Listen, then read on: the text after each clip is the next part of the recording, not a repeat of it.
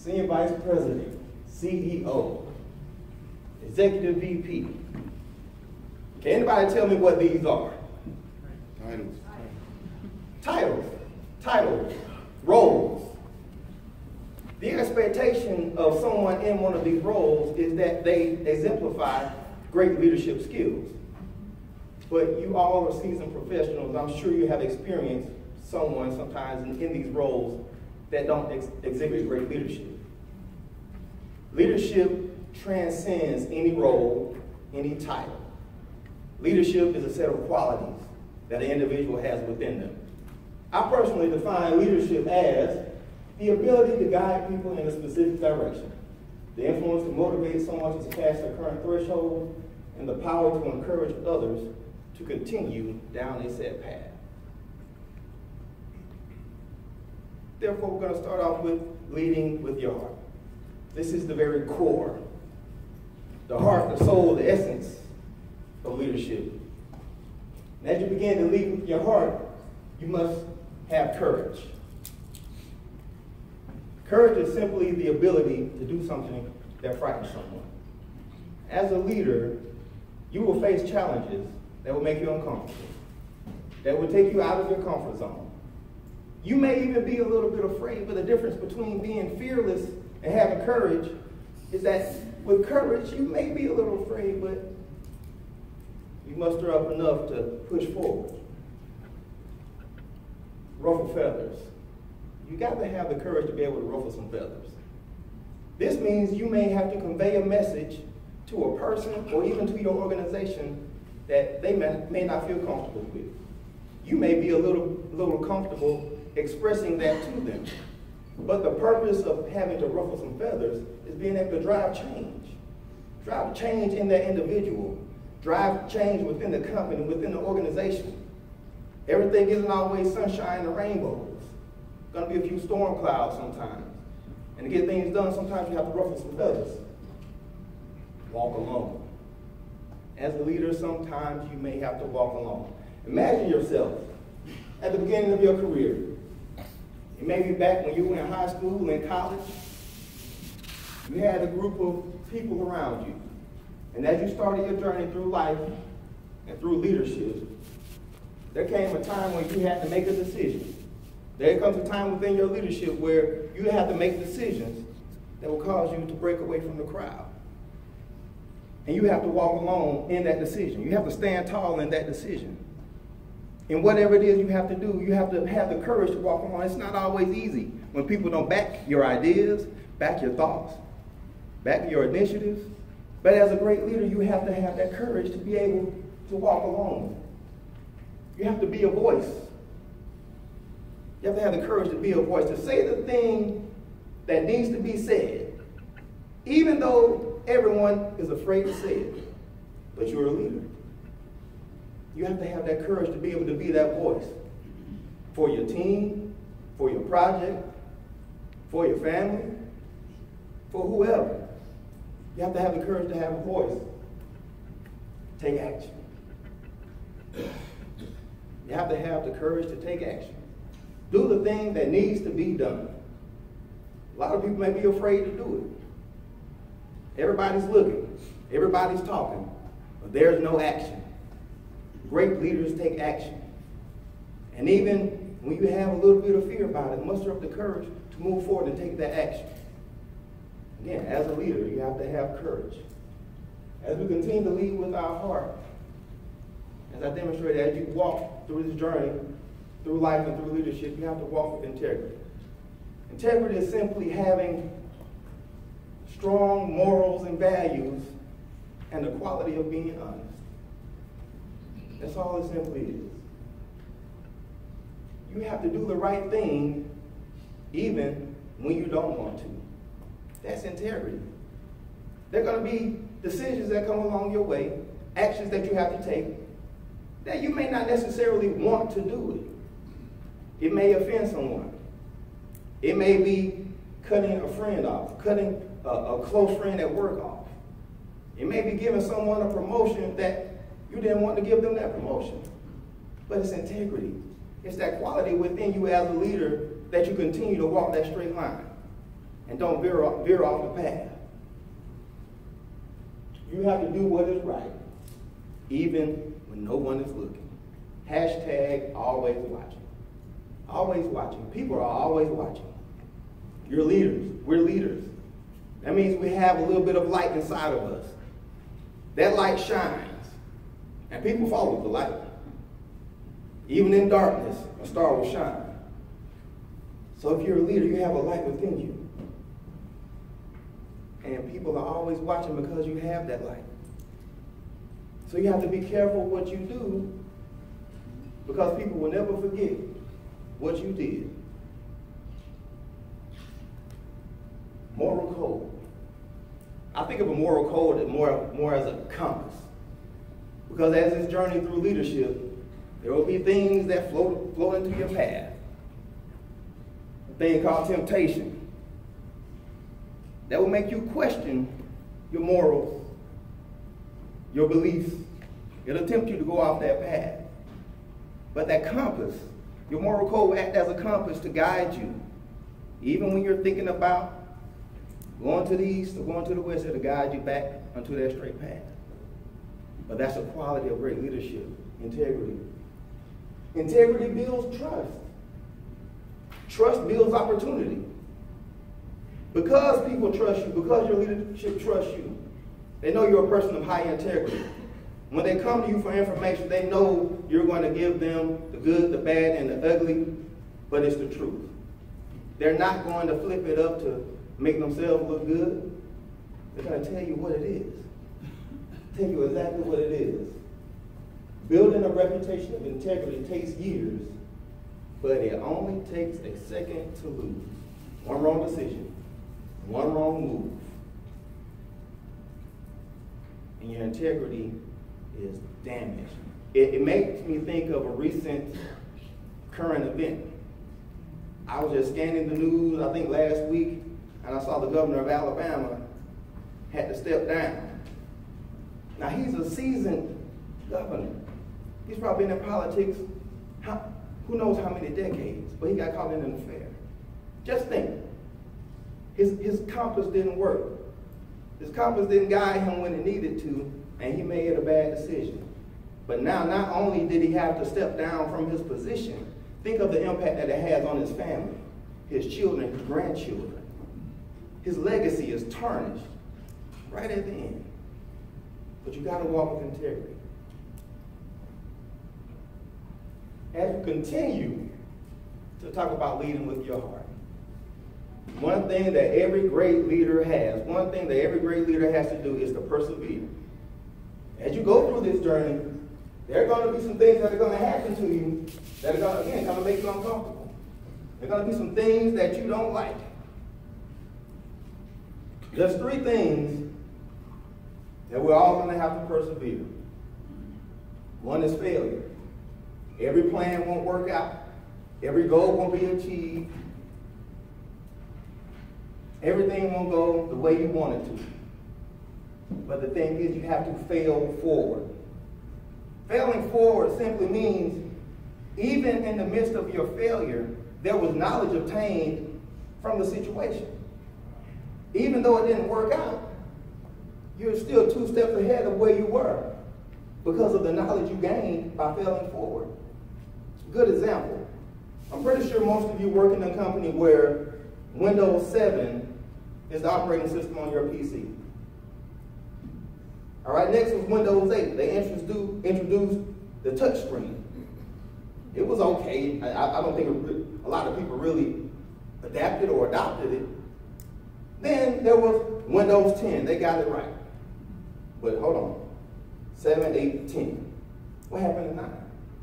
Windows 9 was released on mobile devices, and it flopped. Nobody liked it. So Microsoft said, wait, hold up. That's all right. We'll just fail forward. And they got it right with Windows 10. But that's the thing, you have to fail forward. Even in the midst of your failure, you have to fail forward. Another thing you have to persevere is loss. Loss can be tangible or intangible. Back in the recession of 2008, 2009, I lost my job for 5 years.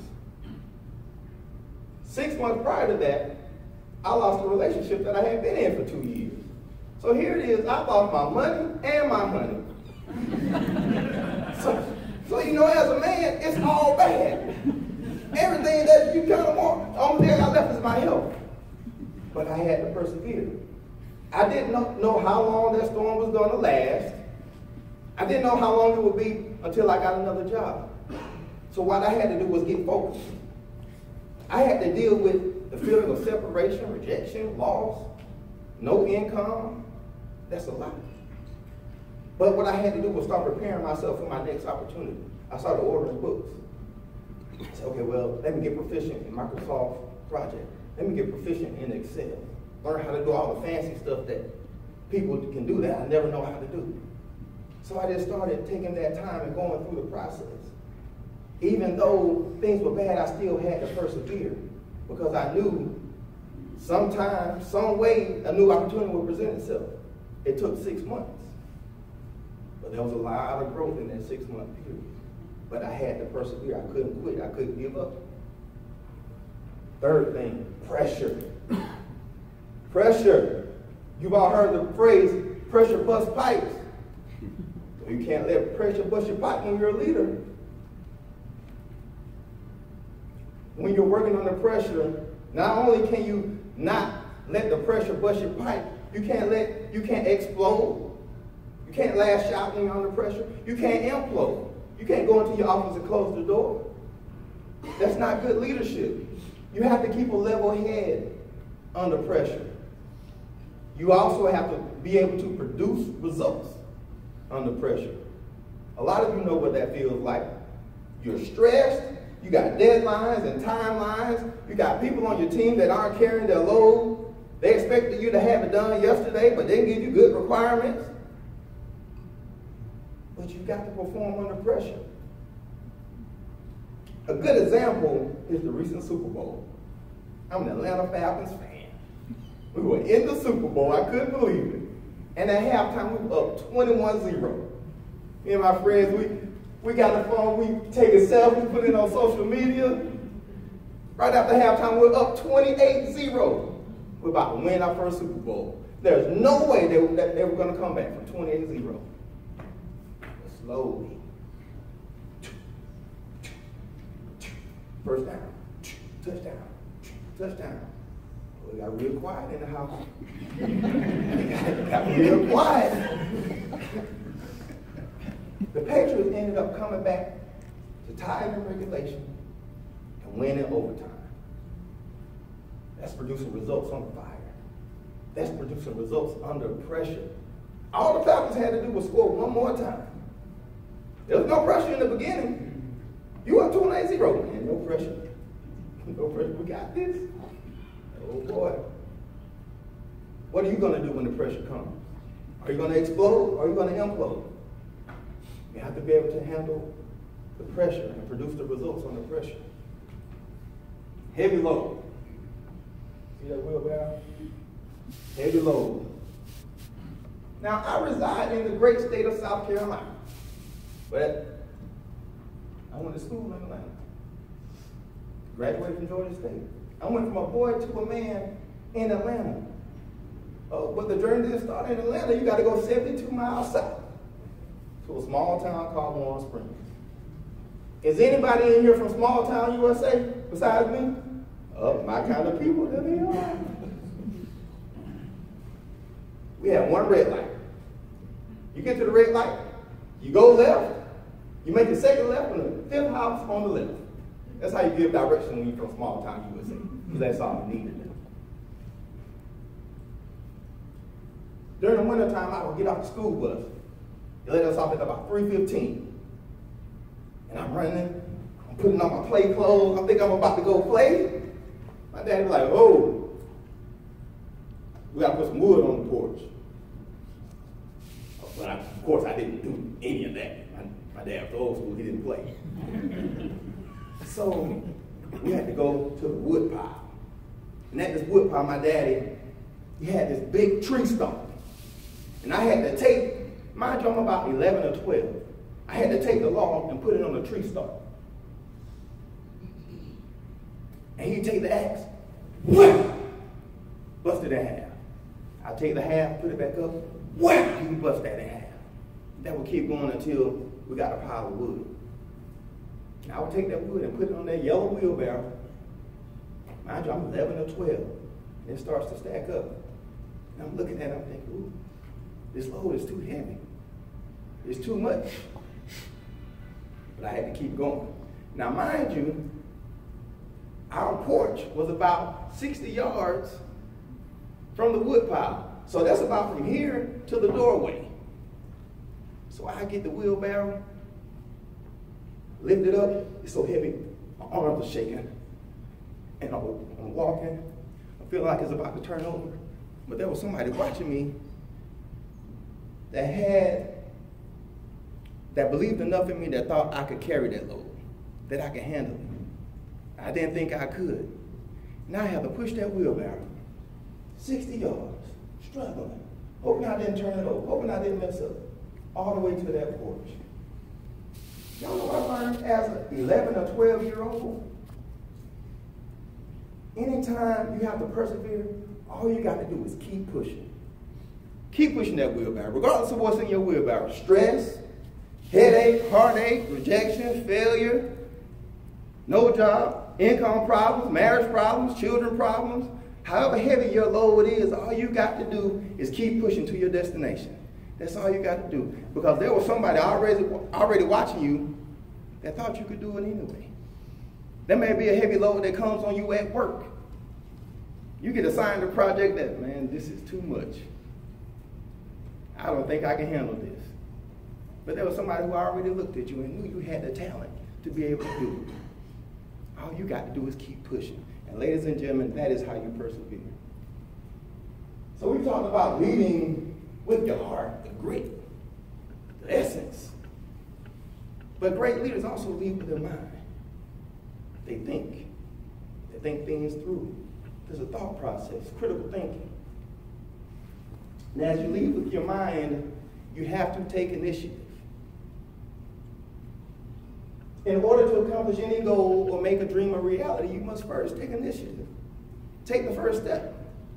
I guarantee that there are some of you in here that at the beginning of the year, you said, I'm going to lose some weight. I'm going to get in shape. And your first step was either to get a gym membership or start using the gym membership that you already had. But whatever it was, you just had to take the first step. And also as a leader, there will be opportunities within your career where you can take ownership and take the lead. There will be times when you will be faced with situations that just need to be handled. Somebody just needs to take the initiative and take ownership of the situation. There will be times and opportunities where you can step up, show your leadership, and just take the lead. But you have to take the initiative to do it. I have a quote here.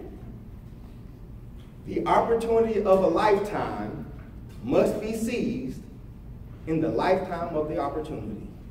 Leonard Ravenhill. I'm going to tie that in. 5 ways to take more initiative. 1, seek and accept new opportunities. About 3 years ago, I was having a one-on-one with my manager, and she mentioned a new role that they would be creating. In the moment, I didn't think anything of it. I went home. Something said to me, why not you? I thought, shoot, why not me? So I took the initiative to go and talk to my director the next day. He had only been there about 6 months, so he didn't know me well. I talked to him. I told him who I was, what I had accomplished, my work ethic, the results I had produced, and gave him the names of people who could validate those results. And all I wanted was an opportunity to be considered for that role. Now, it didn't happen at the moment because they didn't move forward with the role. But about 9 months later, he called me and told me to come to his office. He said, Ryan, I got a phone call today, and they want us to run a large project. It's going to be handling some things that we've never done before. You were the first person that came to mind. Yet, that opportunity would have never been presented to me if I had not taken the initiative to go and talk to him. I had to seize that opportunity during the lifetime of that opportunity because it closed quick. But because I took the initiative, I was the first person that came to mind. We went on to run a long, grueling, yet successful program. 2, set goals. Set goals. Set goals for yourself, for your organization, for your team, for your life, for your family. Set goals. That's how you measure success.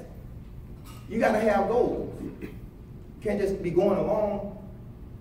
Take the initiative to set some goals so you'll know how you're doing, how you're going, how you're coming along.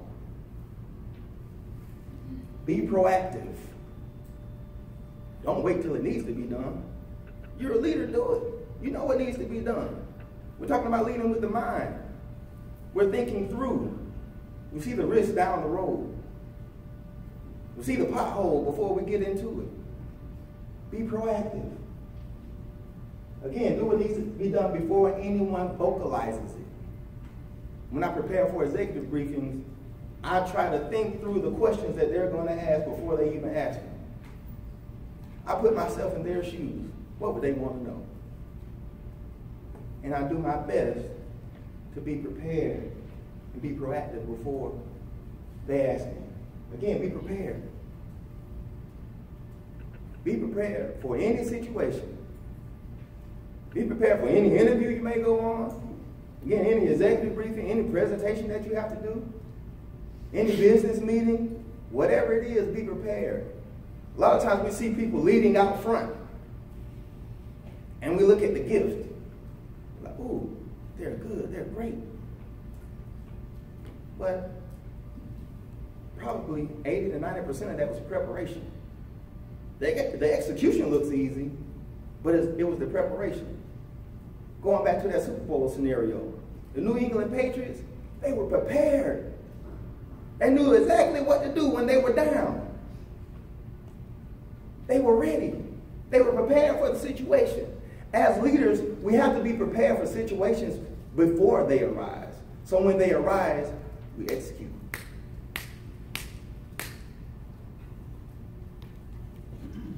Last but not least, introduce new ideas, alternate strategies, process improvements, recent developments. As you think through things, as you take the initiative to think through these things, and you create, for instance, I'm not the best process engineer, but I'm great at reverse engineering something. I can take something and make it better. You as a leader, you have an opportunity when you introduce new ideas to actually create opportunity for yourself. You can make the recommendation, and now you have the opportunity because you never know. A new initiative could be spun off from you taking an initiative. Now you have the opportunity to take ownership and maybe even take the lead. And you never know, that could result in a new position, promotion, new department, but it all starts with taking that first step, taking the initiative, being a voice. As we continue to lead with our mind, one of the most impactful things that a leader has to do is make a decision. All of us do. We make probably 35,000 decisions every single day, large and small. What am I going to wear? What am I going to do? Which way to go? Oh, but when the pressure is on, how do you make your decisions? And the leader must be able to stand by their decision even when they don't yield their desired result. But that's a part of being decisive. Even when you make your decision, it's okay that it didn't work out. That's all right. Because as we talked about earlier, you still can fail forward. But you have to be decisive. Have you ever been in a room where you had someone in one of those roles that we had earlier, and you're expecting the person in that role to make a decision because you're leading them because of you're following them because of their role? Sometimes we have to follow people because of the position. We also follow people because of the results they produce, or just the content of their character. But in the case where you're looking for a decision from this role, and you leave, it's like, what are we going to do? Nobody made a decision. I'm pretty sure you've all experienced that. But as a leader, as a great leader, you have to be decisive. And again, even when you make a bad decision, if it was made in the proper way, there's still something to be gained from it. Therefore, we're going to talk about 3 keys to decision making. 1, know and understand the facts. Analyze the data. Consider historical information. Weigh the pros and cons. Whatever you're trying to do, I'm pretty sure there's some data to back that. Go analyze that data. There's a company or organization or a person who's done what you're trying to accomplish before. Consider the historical information. Weigh the pros and cons. 2, evaluate the alternatives. As you go through your decision-making process, there's an optimal decision, but you also got to have a second and maybe third decision, just in case things don't go the way you planned it.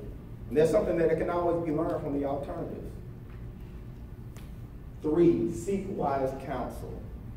Seek the advice of those around us. As great as you may be as a leader, as good as everyone thinks that you are and tells you that you are, we can't do everything in our own strength. It's okay to reach out to those around us who are experienced, who are knowledgeable, who can give us good feedback. Been there, done that. There's value in people who have done what we're trying to do. They've done it. We can learn from their successes and their failures. And a neutral third party. There's nothing wrong with bringing in someone who can speak objectively to the situation. That's not tied to any outcome, to you or anybody else involved. Seek wise counsel. Self-reflection. Great leaders take time to reflect. Self-reflection is a great way to get to know yourself, get to understand yourself and how you're perceived by others. Take time out for yourself each day. It allows you to recharge.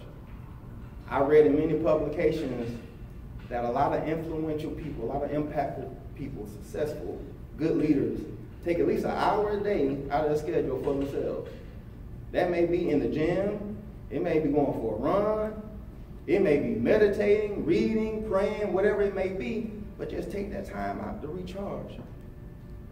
A lot of the ladies in here who have children or have had children, you get up in the morning and you give your time to them, getting them ready.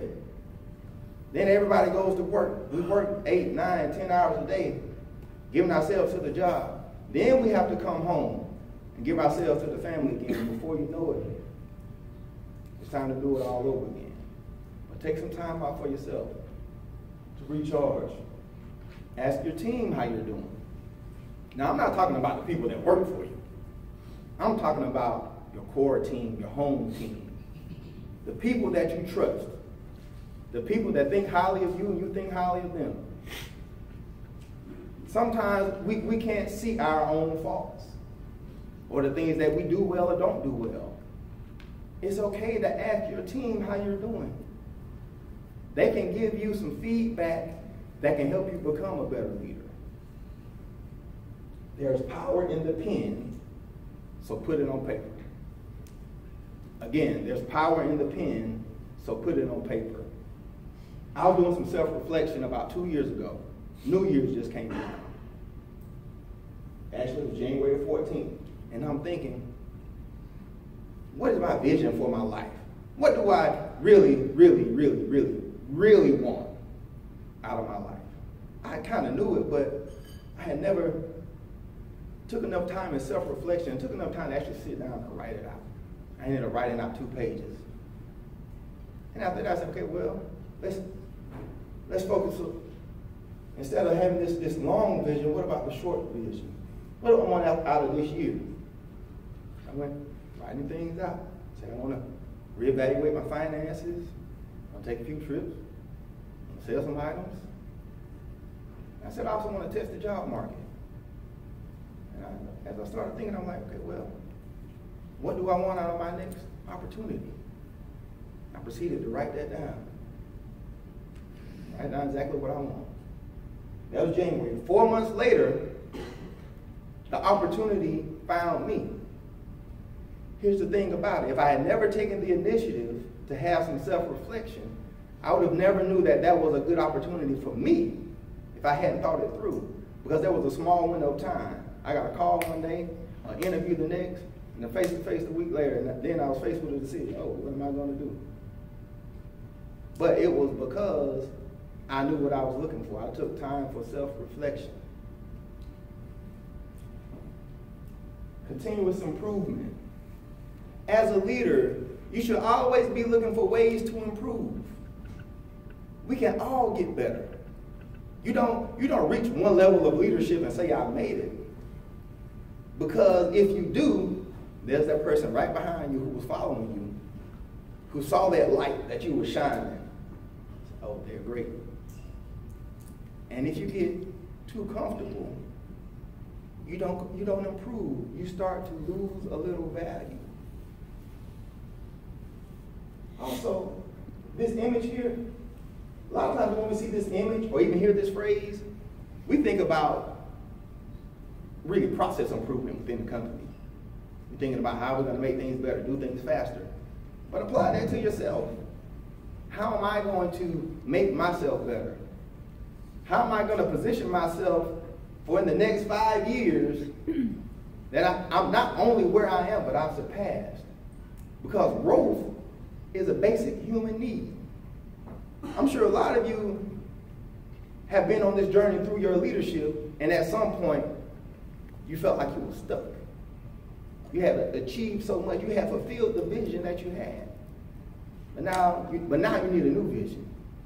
But during that time, you have to be constantly working on yourself. Consider additional education and certifications. You may be what I call young in the game when it comes to your leadership, but you may have a vision of where you want to be. You may need to consider additional education. I'm sure a lot of you are IT people. We know in IT that certifications are king. We went from the information age in 2000. It was all about getting the information out there, getting things online, email, smartphones. The information is out there. By 2010, the information was really out there. Oh, but by 2012, 2013, how are we going to secure it? All this information is out here, but how do we protect our customers' privacy? Continuous improvement, burdened with a need for security. And some of you may have had the opportunity to walk alone and say, I'm going off this path, and maybe go starting down the path of security. When you look at the job market now, these security certifications are in high demand. Security and risk. But you have to be forward thinking to recognize that. But how do you do that? Read, read, and read. Read books, articles, whatever it is. How many people in here have read Good to Great? It's kind of a staple in the business community. One thing I remember from Good to Great, it was probably the only nugget that I remember.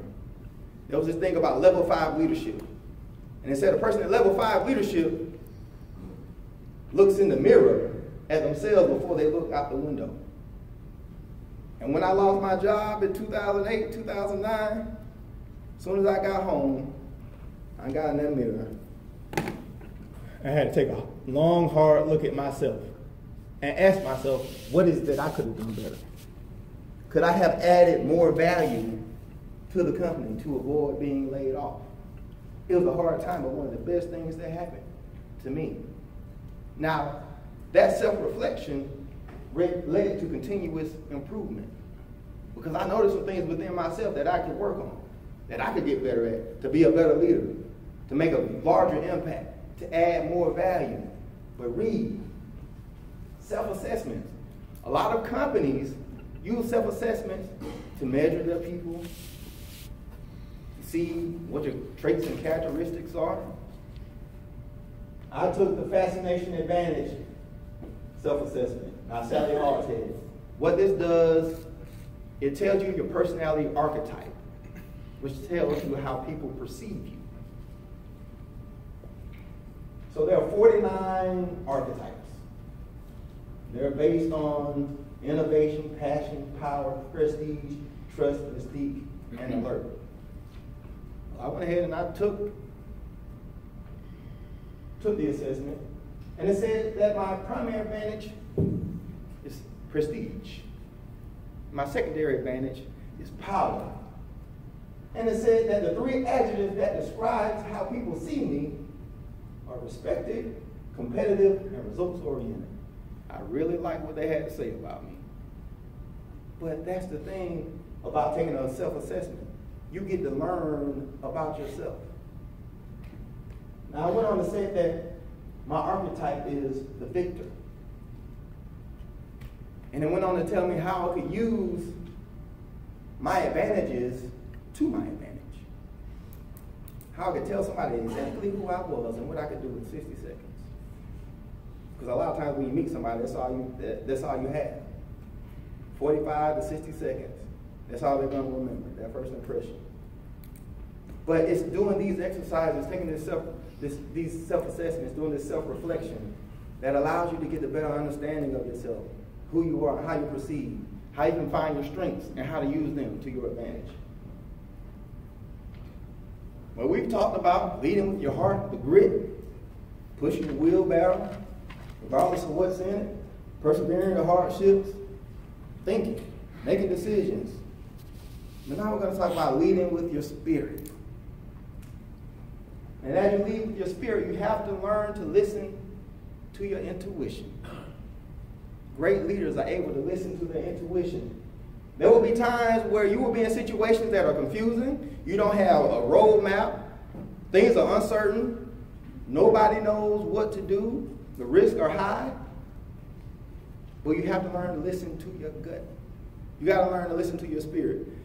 Now, it's not going to be like me and talk loud and tell you exactly what you need to do. But it's going to be a small, quiet voice, slowly nudging you, possibly pushing you forward, maybe gently pushing you back, maybe at times telling you just to be still. But you have to learn to listen. You got to learn to listen to your gut, listen to your intuition. You have to learn to trust yourself so that the people who follow you know how to trust you. It goes back to being decisive, but your intuition allows you to be more decisive. Vision.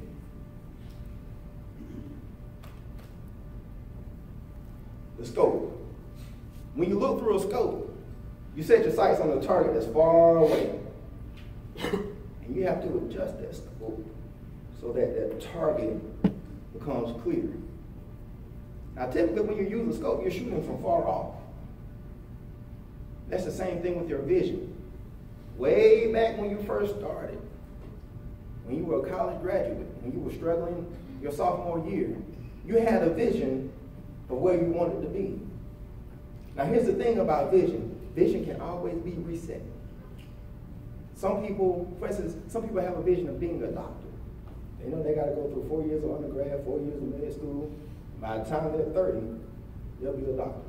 But they had that vision when they were 18. Now, when you have to reset that vision, sometimes you'll make it to that place. And it's like, I'm here. Then it's like, I've been here for a while. And you have to reset that vision. You got to pull that scope back out and refocus. Now, instead of just being a doctor, I'm on my own practice. I'm going to specialize. Whatever it may be. Wherever you're at in your leadership, whether you're just starting out or whether you're a seasoned leader, sometimes you just have to reset your vision. But your vision will always be a light at the end of the tunnel. We talk about perseverance when adversity comes. When the storm comes and washes out the path that you're on, it washed out the road. But now you have to go a direction you didn't plan on going. You have to go around. You're going left, but the target is still there. Even though it's dark, your vision is a light. Remember, it's far off, so the light is dim. But all you got to do is keep moving towards that light. Your vision will guide you. It'll guide you through the stormy nights. It'll guide you through the struggles. It'll guide you through the hardship. And it'll help keep you focused. Regardless of what's going on in your life, when you have a vision, you may even get off the path for a little while. But because of your vision, eventually you'll gain focus and get back on the path to it. But you have to have a vision. Great leaders have a vision. Your vision will not always be seen by others, but those who see it will join you for the ride. Again, this goes back to walking alone. Sometimes you may have to walk alone because you have a vision. You have a vision of where you want to take the organization, where you want to take your business, or even where you want to take yourself. And again, everybody won't see it because vision isn't always something that can be seen. It's something that's felt. It's within you. You believe that you can do it. Nobody else believed it. A lot of Steve Jobs, people probably didn't believe he could do what he did, but he did it. But he had a vision. As great leaders, we have to have a vision. Humility. Great leaders also lead with humility. Humility is simply thinking that you're not above anyone else.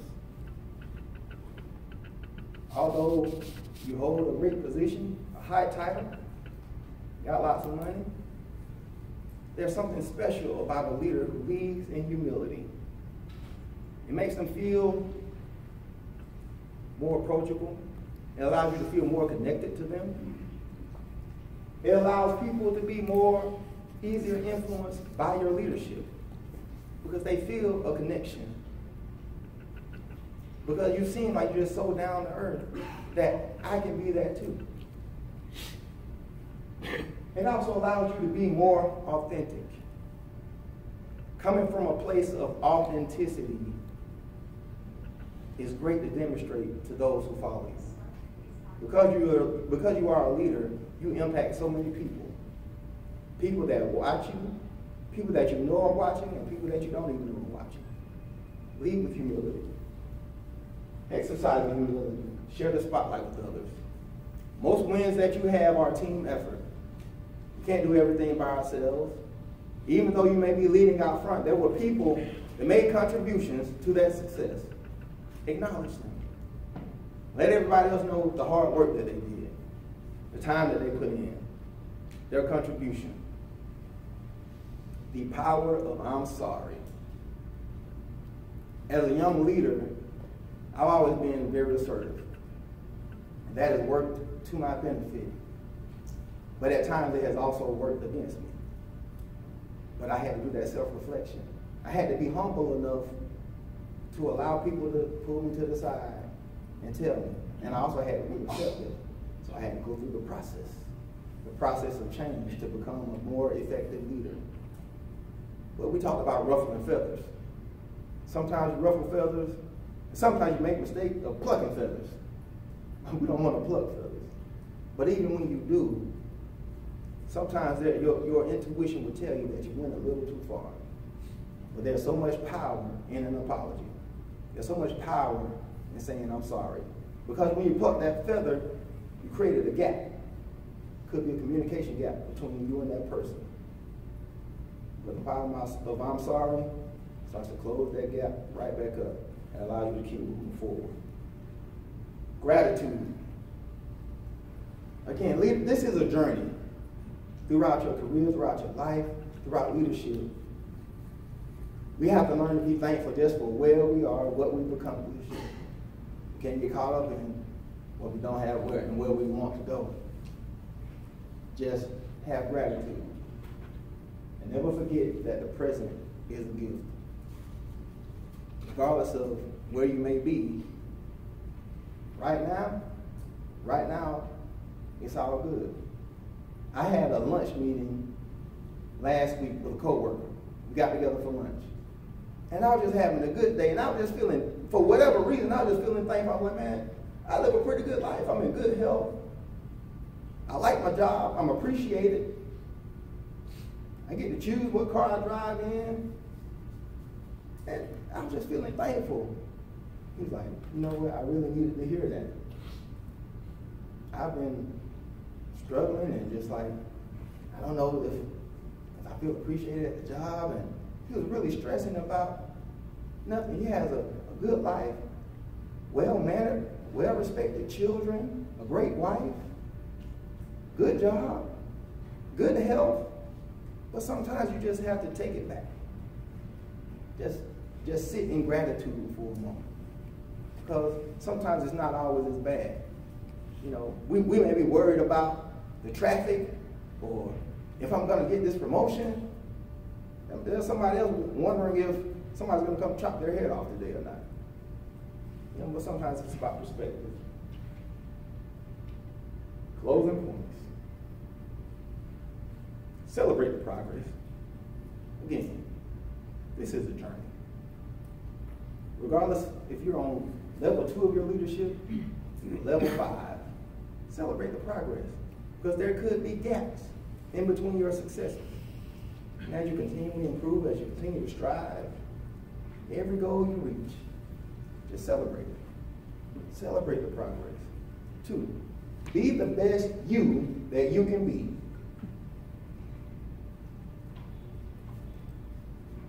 3, know your why. Know your reason for why you're doing something. Your why will get you up every day. It'll allow you to keep pushing that wheelbarrow. It'll allow you to keep walking. Know your why. And I'm going to leave you with a quote. The goal is greatness, not perfection, because we are all perfectly imperfect. Thank you.